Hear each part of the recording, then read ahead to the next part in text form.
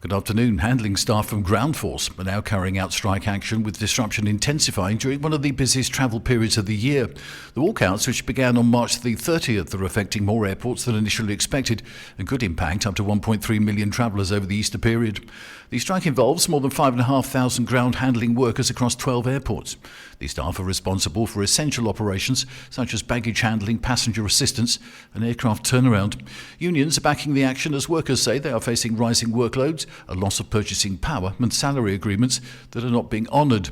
The strike now impacts a wider network of key travel hubs across the country, including Madrid's Barajas Airport, Barcelona's El Prat, Palma de Mallorca, Malaga, Alicante, Valencia, Sevilla and airports across the Canary and Balearic Islands. The action could continue depending on negotiations between unions and the company. Minimum service levels are expected to be enforced, but disruption is likely.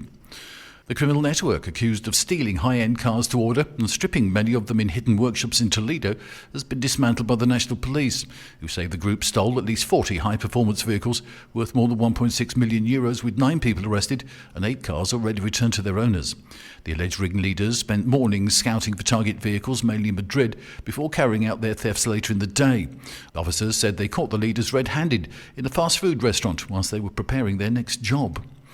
Officials in Valencia have signed off on new rules to clamp down on the number of holiday homes across the city. The latest regulations announced this week stipulate that holiday homes and apartments cannot exceed more than 2% of the total housing stock in each of the city's neighbourhoods and districts.